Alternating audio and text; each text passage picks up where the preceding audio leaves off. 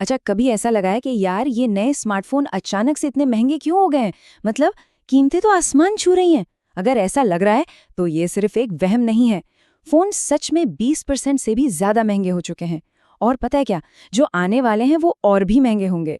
तो चलिए आज इसी पूरी कहानी की तह तक चलते हैं।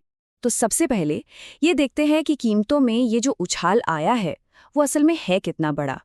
क्योंकि ये सिर्फ महसूस करने वाली बात नहीं है, इसके पीछे के नंबर्स जो आंकड़े हैं वो सब कुछ साफ कर देते हैं। जरा यहाँ कीमतों का फर्क देखिए। 2 साल पहले की बात है, OnePlus का जो फ्लैगशिप फोन था वो लगभग 57,000 रुपए का था। आज वही फोन 77,000 का है। वीवो का फ्लैगशिप 60,000 से सीधा 73,000 पर पहुंच गया।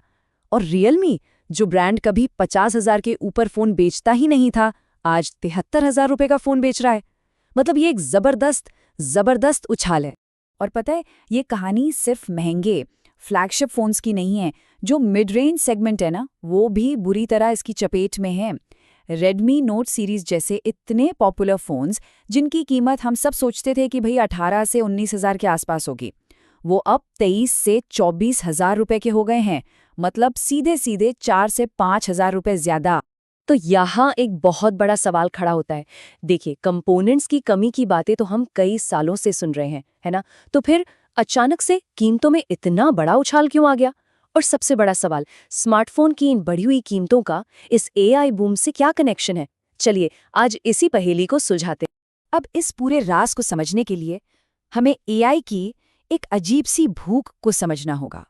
और ये कोई सॉफ्टवेयर की भूख नहीं है, यह है हार्डवेयर की भूख। देखिए, एआई असल में ना 2 तरीकों से काम करता है। एक होता है ऑनलाइन एआई। इसमें क्या होता है कि आपका डेटा इंटरनेट से होकर बड़े बड़े सर्वर्स पर जाता है और वहां प्रोसेस होता है। इसमें फोन पर ज्यादा लोड नहीं पड़ता। लेकिन दूसरा है ऑन डिवाइस एआई। यहाँ सारा खेल, सारी प्रोसेसिंग फोन के अंदर ही होती है। हाँ, ये तेज है, ज्यादा सेफ है, लेकिन ये फोन के हार्डवेयर पर जबरदस्त दबाव डालता है। और पूरी की पूरी इंडस्ट्री अब इसी ऑन डिवाइस एआई की तरफ भाग रही है। अब इस ऑन डिवाइस एआई को चलाने के लिए एक फोन में 3 चीजें होना बहुत जरूरी हैं।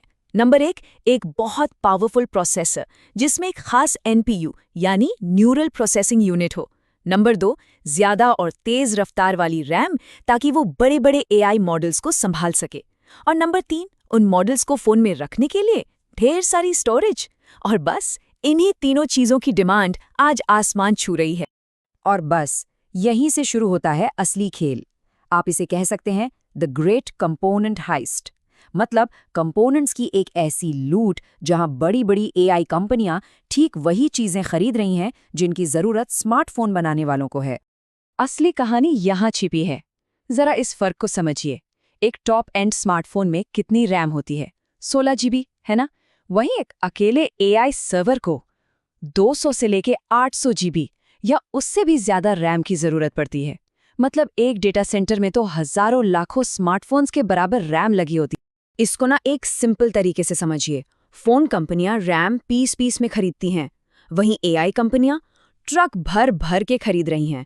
तो अब आप ही सोचिए, जो कंपनी मेमोरी बना रही है वो अपना माल किसे बेचना चाहेगी?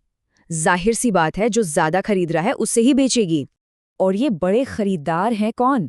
Google, Microsoft, OpenAI, Meta, Amazon, Nvidia. मतलब एआई की दुनिया का हर बड़ा खिलाड़ी। ये सब के सब हाई परफॉर्मेंस LPDDR रैम का पूरा स्टॉक खरीद ले रहे हैं। नतीजा, स्मार्टफोन बनाने वालों के लिए कुछ बच ही नहीं रहा। और रुकिए, ये कहानी सिर्फ रैम पर खत्म नहीं होती।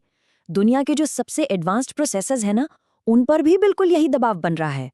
आपको पता है, दुनिया के 90% सबसे एडवांस्ड प्रोसेसर चिप्स सिर्फ और सिर्फ एक कंपनी बनाती है, TSMC। चाहे एप्पल हो, कॉलकॉम हो, एनवीडिया हो या गूगल, सब के सब एक ही फैक्ट्री पर डिपेंडेंट है। ये तो पूरी टेक इंडस्ट्री के लिए एक सिंगल पॉइंट ऑफ फेलियर जैसा है। अब जरा TSMC की जगह खुद को रखकर सोचिए। ये एक बहुत ही सिंपल बिजनेस डिसीजन है। एक तरफ है स्मार्टफोन चिप जिसकी कीमत है $120 से $200 और प्रॉफिट मार्जिन भी कम है। दूसरी तरफ है एआई चिप जिसकी कीमत $1000 से $4000 तक है और मार्जिन बहुत ज्यादा है। तो फैक्ट्री किसे प्राथमिकता देगी? जाहिर है एआई चिप्स को। तो इन सारे कंपोनेंट्स की कमी का स्मार्टफोन मार्केट पर सीधा असर क्या पड़ रहा है? चलिए अब ये देखते हैं कि ये दबाव बाजार को कैसे बदल रहा है। सबसे बड़ा और सबसे सीधा असर है फ्लैगशिप किलर कहे जाने वाले फोन्स के दौर का खत्म हो जाना। और ये एक ऐसा सेगमेंट था जो इंडिया में बहुत ज्यादा पॉपुलर था। देखिए, फ्लैगशिप किलर का फॉर्मूला बड़ा सिंपल था। कंपनियां क्या करती थी कि पिछले साल का जो टॉप प्रोसेसर होता था उसे सस्ते में खरीद लेती थी और उससे एक जबरदस्त मिड रेंज फोन बना देती थी। लेकिन अब जब नए पुराने हर तरह के चिप्स की डिमांड इतनी ज्यादा है तो पुराने प्रोसेसर भी सस्ते नहीं मिल रहे और इसीलिए ये पूरा का पूरा बिजनेस मॉडल ही अब टूट चुका है। लेकिन इस पूरे संकट में दो बड़ी कंपनियां हैं जो काफी हद तक सेफ हैं। पहली है एप्पल। क्यों? क्योंकि वो अपने कंपोनेंट्स 2-3 साल पहले ही बुक कर लेती है और उसकी खरीदने की ताकत बहुत ज्यादा है। और दूसरी है सैमसंग, जिसके पास अपनी घर की खेती है, मतलब उनके अपने एक्सिनोस चिप्स हैं, तो उन्हें TSMC से महंगे चिप्स खरीदने की जरूरत ही नहीं पड़ती।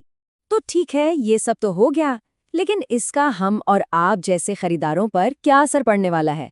चलिए अब इस पर बात करते हैं। देखिए, एक स्मार्टफोन को बनाने का जो टोटल खर्चा होता है ना, उसमें सबसे बड़ा हिस्सा करीब 40% प्रोसेसर और रैम का होता है। तो जाहिर है जब चिप की कीमतों में ही 40 से 60% की बढ़ोतरी होगी तो फोन की फाइनल कीमत में लगभग 20% का इजाफा होना तो तय है। तो बस तैयार हो जाइए, आने वाले टाइम में ज्यादातर फोन्स पर 20 से 25% की मूल्य वृद्धि देखने को मिलेगी। मतलब जो फोन पहले 20,000 रुपये का मिलता था वो अब 24,000 रुपये के आसपास मिलेगा। और ये कोई छोटी मोटी प्रॉब्लम नहीं है कि जो कल तक ठीक हो जाएगी। एक नई चिप बनाने वाली फैक्ट्री लगाने का सिर्फ फैसला लेने से लेकर उसके पूरी तरह से काम करने में 3 से 5 साल लग जाते हैं। इसका सीधा सा मतलब है कि ये बढ़ी हुई कीमतें लंबे समय तक हमारे साथ रहने वाली हैं। तो इसका सीधा सा मतलब ये है कि वो जो हर साल फोन अपग्रेड करने का जमाना था ना, वो शायद अब खत्म हो गया है। तो अब आखिरी और सबसे बड़ा सवाल ये है कि जब अगला स्मार्टफोन खरीदें तो क्या वो इतना दमदार है कि अगले 3 साल तक साथ निभा सके? इस पर सोचना अब बहुत जरूरी हो गया है।